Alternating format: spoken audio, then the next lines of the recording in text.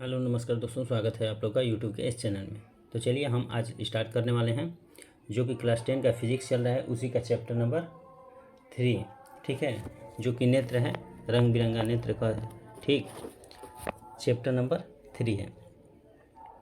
इसके साथ साथ एक चीज़ और कहना चाहेंगे कि इस पर लगातार जो कि NCERT का सीरीज चल रहा है अभी, तो आप लोग देखना ना भूलें। और इससे पहले 2 चैप्टर हम लोग कंप्लीट कर लिए हैं फिजिक्स का, जो कि प्रकाश का परावर्तन है और दूसरा है प्रकाश का अपवर्तन।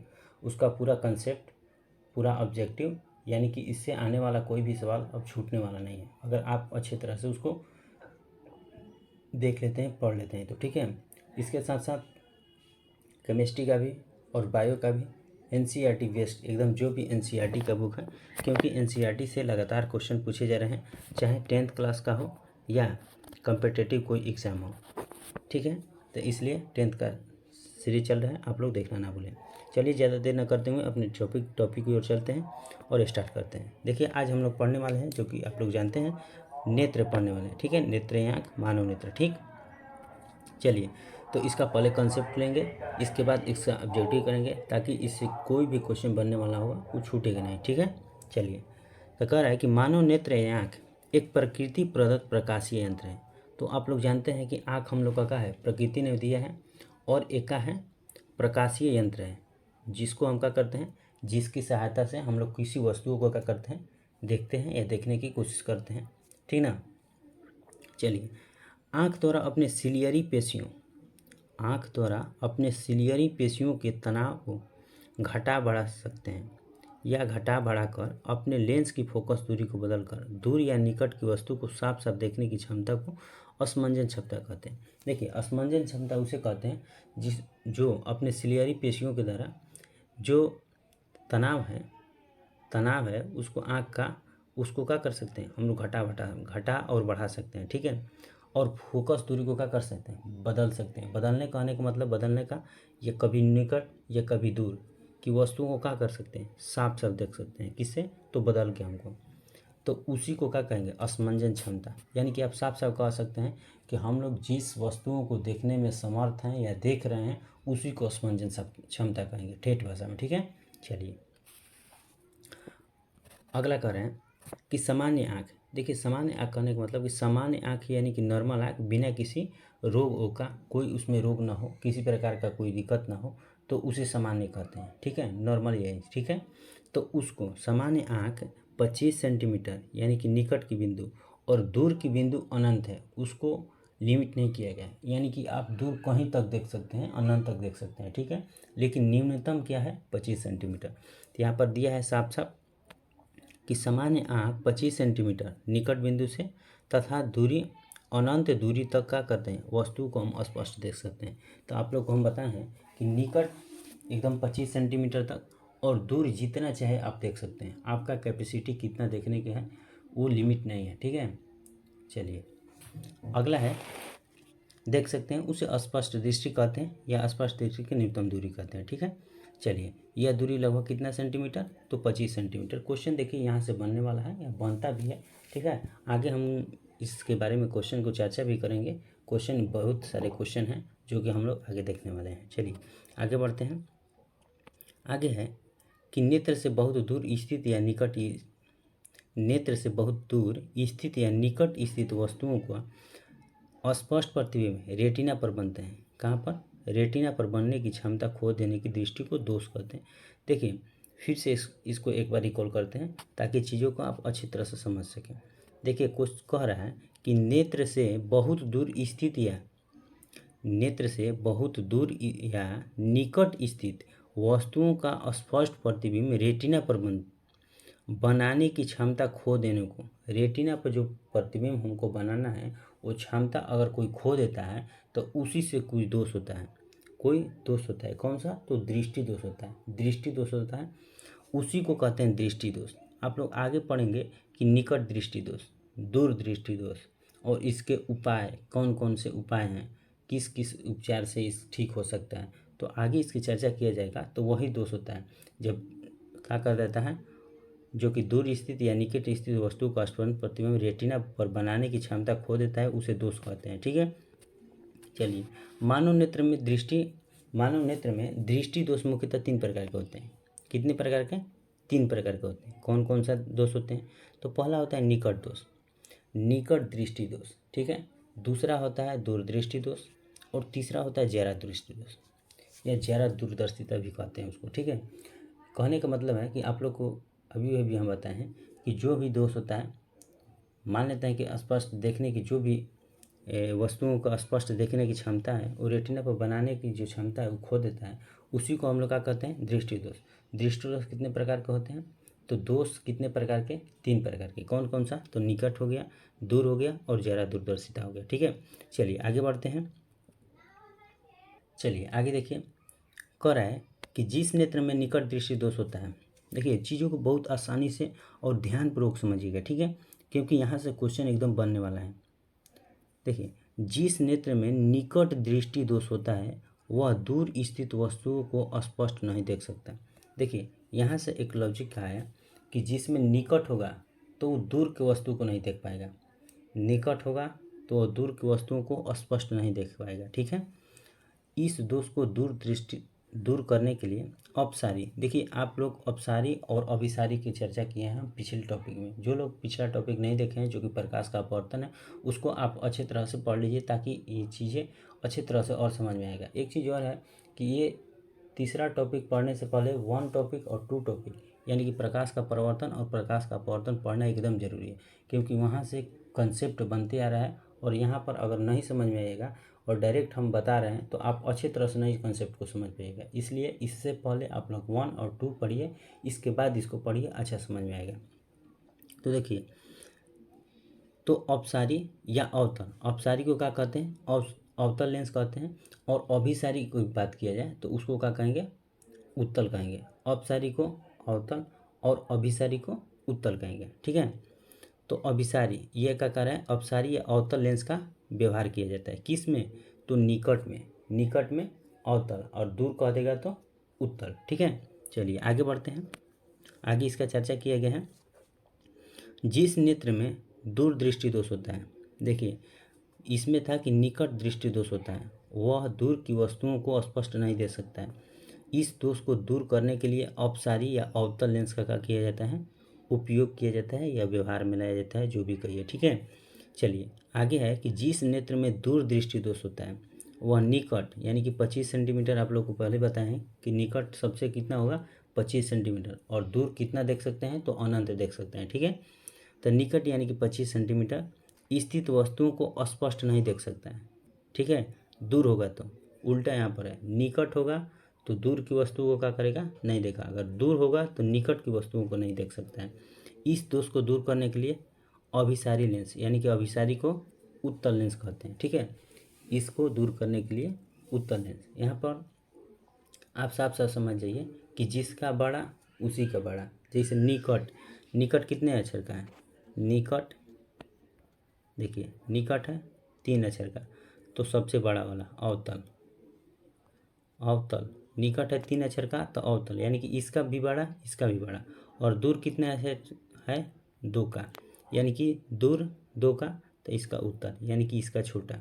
यहाँ पर लॉजिक साफ साफ समझिएगा, निकट बड़ा तो अवतल बड़ा, दूर छोटा तो उत्तल छोटा। यानी कहने का मतलब कि इसके 3 के 4 और 2 के 3 ऐसे भी याद कर सकते हैं।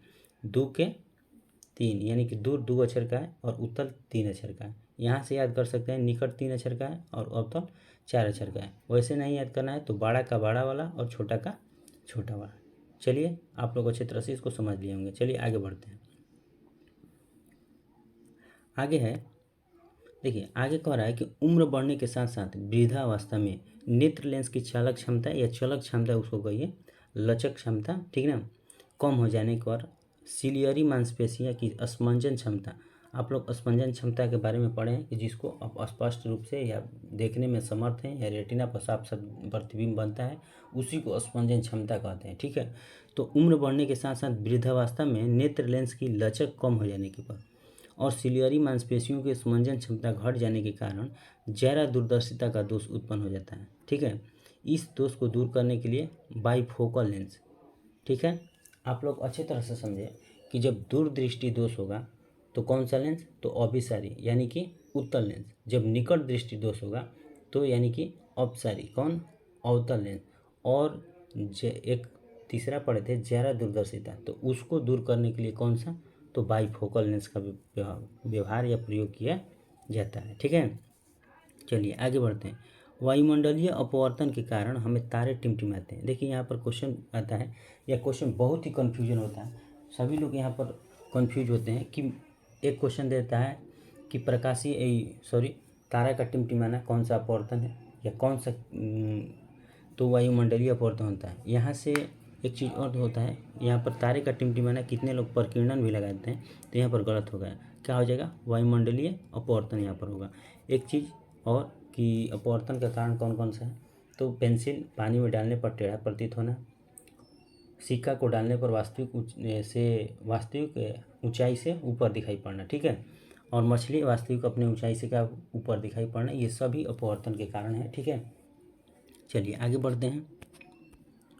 आगे है कि वायुमंडलीय अपवर्तन के कारण ही सूर्योदय तथा सूर्यास्त के बीच समय का लगभग 4 मिनट बढ़ जाता है। किसके कारण, तो वायुमंडलीय अपवर्तन के कारण ही सूर्योदय तथा सूर्यास्त के बीच समय का क्या होता है, 4 मिनट बढ़ जाता है। यानी कि उनके सूर्यास्त और सूर्योदय के बीच का गैप क्या होता है, 4 मिनट का ज़्यादा होता है, या 4 मिनट का फासला कह सकते हैं होता है। ठीक है, चलिए आगे बढ़ते हैं। श्वेत प्रकाश कई रंगों का मिश्रण होता है। श्वेत प्रकाश कई रंगों का मिश्रण होता है। तो चलिए हम लोग आज नेत्र से जो भी पॉइंट बनने वाला था उसको एक अच्छे तरह से पढ़ लिए। अब उम्मीद करता हूँ अगर ये पढ़ लीजिएगा तो इससे कोई क्वेश्चन छूटने वाला नहीं है। चलिए आगे देखते हैं, क्वेश्चन बनाते हैं। क्वेश्चन छूटता है या नहीं छूटता है आप लोग कमेंट सेक्शन में बताइएगा, और कितना स्कोर कर पाए वो भी आप कमेंट सेक्शन में बताइएगा। ठीक है, चलिए आगे बढ़ते हैं क्वेश्चन की ओर। चलिए हम लोग आ गए क्वेश्चन की तरफ। ठीक है, क्वेश्चन की तरफ आ गए। पहला क्वेश्चन कर रहा है कि किसी वस्तु का प्रतिबिंब नेत्र के किस भाग पर बनता है। देखिए क्वेश्चन आ गया, नेत्र के किस भाग पर बनता है। तो अभी हम लोग पढ़े हैं कि नेत्र के रेटिना की हम लोग चर्चा किए हैं, जिसको क्या कहते हैं, स्पंजन क्षमता जिसको कहते हैं, तो वहीं पर बनता है। कहाँ पर बनता है, तो रेटिना या दृष्टिपटल इसको कह सकते हैं, रेटिना या दृष्टिपटल पर। आप लोग पढ़े हैं कि स्पंजन क्षमता किसको कहते हैं, जब रेटिना पर वो खो देता है अपना प्रतिबिंब की क्षमता बनाने वाला, तो उसी को क्या कहते हैं, स्पंजन क्षमता। तो वही है कि किसी वस्तु का प्रतिबिंब नेत्र के किस भाग पर बनता है, तो रेटिना पर, क्योंकि रेटिना पर बनेगा तभी कोई वस्तु को क्या किया जाएगा, देखा जाएगा, प्रतिबिंब बनेगा तभी ना देख पाएंगे हम लोग। ठीक है, चलिए आगे बढ़ते हैं। अगला क्वेश्चन है कि नेत्र के रेटिना पर किसी वस्तु का कैसा प्रतिबिंब बनता है। देखिए यहाँ पर क्वेश्चन बहुत ही बढ़िया क्वेश्चन है कि नेत्र के रेटिना पर जो प्रतिबिंब बनता है हम लोग का, वो कैसा प्रतिबिंब बनेगा। कैसा प्रतिबिंब बनेगा तो हम वस्तु को देख पाएंगे। तो देखिए पहला नंबर की वास्तविक बनेगा। कैसा बनेगा, वास्तविक, क्योंकि हमेशा वास्तविक ही प्रतिबिंब बनता है। ऐसा तो नहीं होता है कि सपना बनता है, कोई वस्तु आप देख रहे हैं तो सपने की तरह देख रहे हैं, तो सपना नहीं बनता है, यानी कि वास्तविक बनता है। तो यहाँ सब ध्यान देना है कि कोई भी हम वस्तु देखते हैं एकदम वास्तविक देखते हैं तो वास्तविक बनता है। दूसरा देखिए उल्टा बनता है और छोटा बनता है। देखिए ऐसा नहीं होता है कि आप वस्तु कोई भी प्रतिबिंब बन रहा है पूरा बड़ा बन जा रहा है। अगर पूरा आपसे बड़ा बन जाएगा तो वस्तु बहुत ही भयानक लगेगा। इसलिए वस्तु का प्रतिबिंब कैसे बनता है, उल्टा बनता है और छोटा बनता है। जब वास्तविक बनेगा तो छोटा बनेगा और उल्टा बनेगा। ठीक है, जब आभासी बनेगा तो बड़ा बनेगा और सीधा बनेगा। क्योंकि आप लोग प्रकाश के अपवर्तन में भी इस लॉजिक को देखे हैं, इसको देखे हैं, पूरे प्रतिबिंब की चर्चा हम किए हैं, प्रकाश के परावर्तन में भी प्रतिबिंब की चर्चा किए हैं। ठीक है, तो आप लोग उस वीडियो को जरूर देखिएगा, यही हम रिकमेंड करें। ठीक है, चलिए आगे बढ़ते हैं। तो क्वेश्चन इसका क्या हो जाएगा, वास्तविक बनेगा, उल्टा बनेगा तथा वस्तु से छोटा बनेगा। अगला क्वेश्चन देखते हैं। देखिए अगला क्वेश्चन आ गया कि सामान्य दृष्टि वाले युवा के स्पष्ट दृष्टि की न्यूनतम दूरी। आप लोग को बताएं हम कि स्पष्ट की न्यूनतम दूरी है, अधिकतम दूरी की चर्चा नहीं किया है, क्योंकि अधिकतम दूरी अनंत होता है। अधिकतम दूरी अनंत होता है, जिसकी जितनी क्षमता होता है उतना आप देखते हैं। ठीक है, तो न्यूनतम दूरी कितना हो जाएगा, तो 25 सेंटीमीटर। यहाँ पर न्यूनतम दूरी की चर्चा किया है तो 25 सेंटीमीटर। अगर यहीं अधिकतम दूरी कह देता तो अनंत हो जाता। ठीक है, चलिए क्वेश्चन आगे देखते हैं। अगला क्वेश्चन कह रहा है कि सामान्य नेत्र की अधिकतम कितनी दूरी तक वस्तुओं को साफ साफ हम देख सकते। देखिए क्वेश्चन आ गया यहाँ पर, न्यूनतम कह देगा तो 25 सेंटीमीटर, अगर अधिकतम कह देगा, अधिकतम की चर्चा करेगा तो हम एकदम अनंत तक देख सकते हैं। इसकी चर्चा नहीं किया गया है क्योंकि क्या अनंत तक हम देखते हैं, ठीक है। उसका कोई लिमिट नहीं है कि 25 देख सकते हैं, कि 50 देख सकते हैं, कि 55 देख सकते हैं, ये अनंत तक है, ठीक है। तो यहाँ पर क्वेश्चन का आंसर क्या हो जाएगा, हम साफ साफ वस्तु को कितने तक देख सकते हैं, तो अनंत तक देख सकते हैं, यानी कि क्वेश्चन नंबर 4 का आंसर डी हो जाएगा, ठीक है। चलिए आगे बढ़ते हैं। अगला क्वेश्चन कह रहा है कि आँख अपने लेंस की फोकस दूरी को बदलकर दूर या निकट की वस्तु को साफ साफ देख सकता है।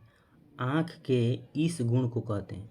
देखिए ये क्वेश्चन जो है एकदम परिभाषा से रिलेटेड है, जो कि हम लोग पीछे पढ़े हैं कि आँख अपने लेंस की फोकस दूरी को क्या करता है, फोकस दूरी को बदलकर दूर या निकट की वस्तु को साफ साफ देख सकता है। आँख के इस गुण को क्या कहते हैं, तो असमंजन क्षमता कहते हैं। क्या कहेंगे, उसी को न असमंजन क्षमता कहेंगे, तो उसी को क्या कहते हैं, असमंजन क्षमता।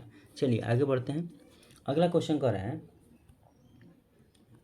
कि विभिन्न दूरियों पर की वस्तुओं के प्रतिबिंब को फोकस करने के लिए आँख के लेंस की फोकस दूरी किसके द्वारा परिवर्तित होती है, किसके द्वारा परिवर्तित होती है, ये कह रहा है। तो वो सिलियरी पेंसिया जो है उसके द्वारा परिवर्तित होती है, ठीक है।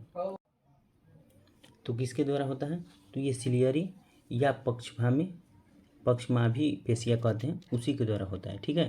तो यहाँ पर क्वेश्चन नंबर 6 का क्या आंसर हो जाएगा, गो आंसर हो जाएगा, यानी कि सी हो जाएगा, ठीक है। चलिए नेक्स्ट देखते हैं। अगला क्वेश्चन कह रहा है कि नेत्र लेंस की फोकस दूरी कम हो जाने से कौन सी दृष्टि दोष। देखिए यहाँ पर कह रहा है कि नेत्र लेंस की फोकस दूरी अगर कम हो जाएगा तो कौन सा दृष्टि दोष होगा। आइए ऑप्शन को देखते हैं। पहला कह रहा है कि निकट दृष्टि दोष, दूसरा दूर, तीसरा जरा और चौथा इनमें से कोई नहीं। तो आप लोग अच्छी तरह से इसमें पढ़े हैं कि जब कब निकट होगा, कब दूर होगा, कब जरा होगा। तो निकट कब होगा, तो निकट तभी होगा जब वस्तु की फोकस दूरी क्या हो जाएगी, कम हो जाएगी। अगर वही फोकस दूरी अगर ज़्यादा हो जाएगा तो दूर दृष्टि दोष हो जाएगा, ठीक है। क्या हो जाएगा, दूर दृष्टि दोष होगा, ठीक है। तो इसका आंसर क्या हो जाएगा, निकट दृष्टि दोष। उम्मीद करता हूँ इस सब क्वेश्चन में आप लोग अच्छे तरह से बना लिए होंगे, किसी प्रकार का तकलीफ या किसी प्रकार का परेशानी आप लोग को नहीं हो रहा होगा, क्योंकि आप लोग को पूरे एकदम एक्सप्लेन कर दिए हम। यहाँ से क्वेश्चन कोई छूटने वाला नहीं है। चलिए अगला क्वेश्चन कह रहे हैं कि किस दृष्टि दोष में किसी वस्तु का प्रतिबिंब रेटिना के पीछे बनता है। देखिए आ गया क्वेश्चन, रेटिना के पीछे बनता है कब, तो रेटिना के पीछे कब बनेगा, तो जब वस्तु का होगा, किस दोष में बनेगा ये पूछ रहा है, तो किस दोष में, तो दूर दृष्टि दोष में। रेटिना के पीछे कब बनेगा, तो दूर दृष्टि दोष में बनेगा, यानी कि इसका आंसर क्या हो जाएगा, दूर दृष्टि दोष। चलिए अगला क्वेश्चन, निकट दृष्टि दोष का उपचार किस प्रकार के लेंस से किया जाता है। तो हम क्या बतलाएं, निकट बड़ा वाला है तो अवतल, दूर छोटा है तो उत्तल, ठीक है। निकट बड़ा है तो अवतल, दूर छोटा है तो उत्तल। तो इसमें क्या हो जाएगा, अवतल। यहाँ से औपसारी और अभिसारी कहें, औपसारी कहेंगे अवतल लेंस को और अभिसारी कहेंगे उत्तल लेंस को, ठीक है। औपसारी अवतल लेंस, अभिसारी उत्तल लेंस। चलिए तो इसका आंसर क्या हो जाएगा, औपसारी हो जाएगा, ठीक है। चलिए अगला क्वेश्चन कह रहा है कि दूर दृष्टि दोष वाली आँख साफ साफ देख सकती है। तो साफ साफ किसे देख सकते हैं, तो दूर दृष्टि होगा तो दूर की वस्तुओं को साफ देखेगा, अगर निकट होगा तो निकट की वस्तु को साफ देखेगा, ठीक है। चलिए तो इसमें क्वेश्चन नंबर इसका क्या हो जाएगा, दूर की वस्तुओं को साफ साफ का कर सकता है, देख सकता है। अगला क्वेश्चन कह रहा है कि दूर दृष्टि दोष का उपचार किस प्रकार के लेंस से किया जाता है। देखिए दूर का क्या बतलाएं, उत्तल, दूर का क्या हो जाएगा, उत्तल। दूर छोटा है तो उत्तल भी छोटा है, उत्तल भी क्या है, छोटा है। इसके बाद निकट बड़ा है तो इसका भी अवतल बड़ा है, अवतल बड़ा है। आप लोग अच्छी तरह से इसको समझिए। अब का बात आते हैं कि उत्तल को अभिसारी कहेंगे और अवतल को अपसारी कहेंगे। तो अपसारी अभिसारी भी पूछ देगा, तो इसमें आप लोग को कन्फ्यूजन नहीं होना, ठीक है। चलिए आगे बढ़ते हैं। तो इसका क्या आंसर हो जाएगा, अभिसारी लेंस, ठीक है, अभिसारी, क्योंकि दूर की चर्चा कर रहा है। अगला क्वेश्चन कर रहा है कि प्रिज्म में से होकर गुजरने के बाद श्वेत प्रकाश विभिन्न वर्णों या रंगों में विभक्त हो जाता है, इस घटना को क्या कहते हैं। तो प्रिज्म से होकर विभिन्न वर्णों या रंगों में विभक्त होना ही प्रिज्म कहलाता है, या वर्ण विक्षेपण कहलाता है। क्या कहलाता है, तो यहाँ पर वर्ण विक्षेपण कहलाएगा, ठीक है, यानी कि ऑप्शन नंबर सी इसका आंसर हो जाएगा। चलिए नेक्स्ट क्वेश्चन देखते हैं। एक प्रिज्म कितने सतहों से घिरा होता है? देखिए एक प्रिज्म कितने सतहों से घिरा होता है? तो यहाँ पर 5 सतहों से घिरा होता है। कितने सतह से? तो 5 सतह से। प्रिज्म इसी आकार का होता है, ठीक है, इसी आकार का होता है।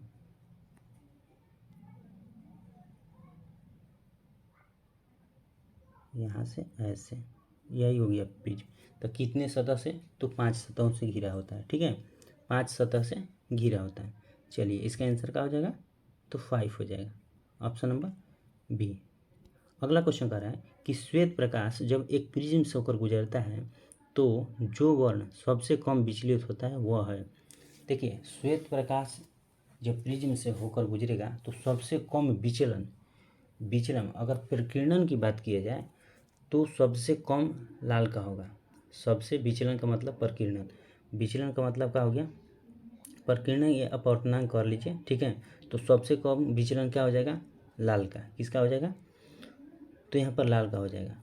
वहीं तरंगदैर्घ्य की बात अगर कर देगा तो सबसे ज़्यादा लाल का होगा, और सबसे कम की बात किया जाए तो बैगनी का हो जाएगा, ठीक है। चलिए अगला क्वेश्चन कर रहा है कि प्रकाश के किस वर्ण या रंग, उसी को कहते हैं, के लिए तरंगदैर्घ्य अधिकतम होता है। देखिए क्वेश्चन यहाँ पर आ गया।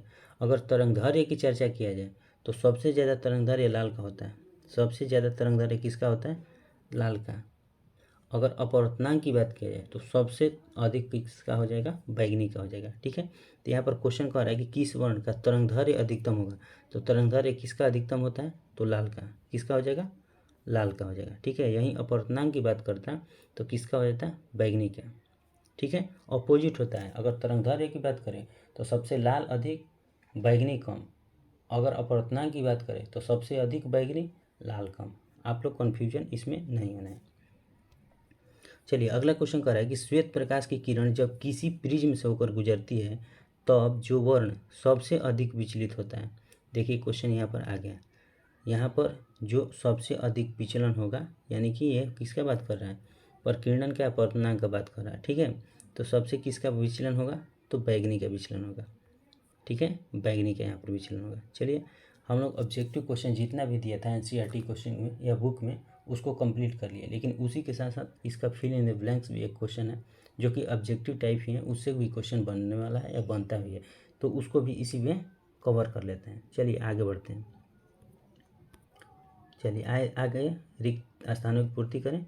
इसमें पहला क्वेश्चन कह रहा है कि नेत्र द्वारा वस्तुओं का प्रतिबिंब उसके डैश पर बनता है। तो कहाँ पर बनता है? तो आप लोग अच्छे तरह से जानते हैं कि यहाँ पर रेटिना पर बनता है। कहाँ पर बनता है? तो रेटिना पर बनता है। इसका ऑप्शन होगा रेटिना। किसका? तो पहला का आंसर क्या हो जाएगा? रेटिना। चलिए आगे बढ़ते हैं। दूसरा क्वेश्चन कह रहा है कि सामान्य आँख डैश सेंटीमीटर से अधिक दूरी तक की वस्तुओं को स्पष्ट देख सकता है। तो कितना सेंटीमीटर? तो 25 सेंटीमीटर। यहाँ पर कितना हो जाएगा? 25 सेंटीमीटर से अधिक की वस्तुओं को देख सकता है, उससे निम्न तक वस्तुओं को नहीं देख सकता है, ठीक है। 25 सेंटीमीटर से लेकर कितने तक? तो अनंत तक होता है। अगला क्वेश्चन कह रहा है कि जब नेत्र को बहुत दूर स्थित किसी वस्तु पर फोकस किया जाता है तब नेत्र लेंस की फोकस दूरी क्या होती है? तब फोकस दूरी बढ़ जाएगी या महत्तम हो जाएगी, ठीक है। उसी को महत्तम कहेंगे या बढ़ जाना कहेंगे, ठीक है, महत्तम या बढ़ा, ठीक है। चलिए आगे बढ़ते हैं। अगला क्वेश्चन कह रहा है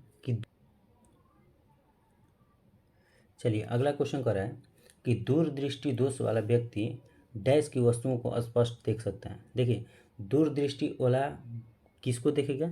तो दूर की वस्तुओं को स्पष्ट रूप से क्या करेगा? देख सकते हैं, क्योंकि आप लोग को अच्छे तरह से पीछे हम लोग पढ़ाए हैं दूरदृष्टि दोष और निकट दृष्टि दोष, ठीक है। चलिए आगे बढ़ते हैं। अगला क्वेश्चन कर रहा है कि वायुमंडलीय डैश के कारण सूर्योदय के समय सूर्य क्षितिज के ऊपर आने के बदले कुछ पहले ही दिखाई पड़ने लगता है। ये कारण किसका है? तो ये किसका कारण है? तो ये अपवर्तन का कारण है। किसका कारण है? यानी कि अपने वास्तविक समय से पहले ही दिखाई देना, किसका? तो अपवर्तन। यहाँ पर कौन सा आंसर हो जाएगा? अपवर्तन के कारण, ठीक है, अपवर्तन के कारण। चलिए अगला क्वेश्चन नंबर 6। श्वेत प्रकाश के वर्ण विक्षेपण में डैश रंग का विचलन सबसे अधिक होता है और डैश रंग का विचलन सबसे कम होता है। देखिए यहाँ पर विचलन की बात आ गया, तो यहाँ पर हम बोले हैं कि जब भी तरंगदैर्घ्य की बात करें तो लाल सबसे अधिक होगा, बैगनी सबसे कम। जब भी विचलन की बात किया जाए तो बैगनी सबसे अधिक होगा, लाल सबसे कम। तो इसका आंसर क्या कर रहा है? कि विचलन सबसे ज़्यादा किसका होगा, डिविएशन किसका होगा, तो किसका हो जाएगा, तो सबसे ज़्यादा बैगनी का हो जाएगा, सबसे ज़्यादा बैगनी का, और सबसे कम किसका हो जाएगा, लाल का, डेविएशन। ठीक है, विचलन। अगला क्वेश्चन, किसी कण पर पड़कर प्रकाश के एक अंश के विभिन्न दिशाओं में छितराने के प्रकाश को क्या कहते हैं, तो प्रकाश का क्या कहते हैं, प्रकीर्णन कहते हैं। जब भी किसी कण पर पड़कर प्रकाश एक अंश से विभिन्न दिशाओं में छितराने लगे या फैल जाए तो उसी को क्या कहेंगे, प्रकीर्णन कहेंगे। इसका आंसर क्या हो जाएगा, प्रकीर्णन, यानी कि 7 का आंसर हो जाएगा प्रकीर्णन।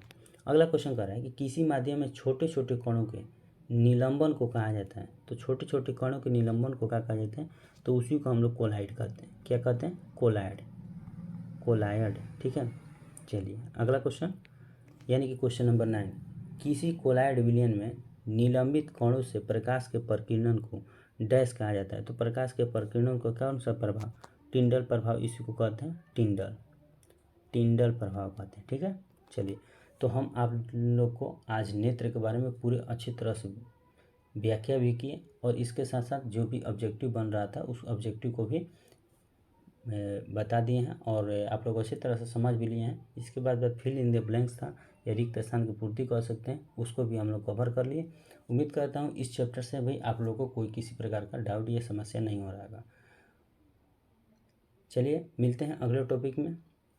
आप लोग अच्छी तरह से पढ़िए और अपना स्कोरिंग पॉइंट देख लीजिएगा कितना आ रहा है, कमेंट सेक्शन में बताइएगा कि हम इतना स्कोर कर पा रहे हैं। ठीक है, तो मिलते हैं अगले टॉपिक के साथ अगले वीडियो में, तब तक के लिए धन्यवाद।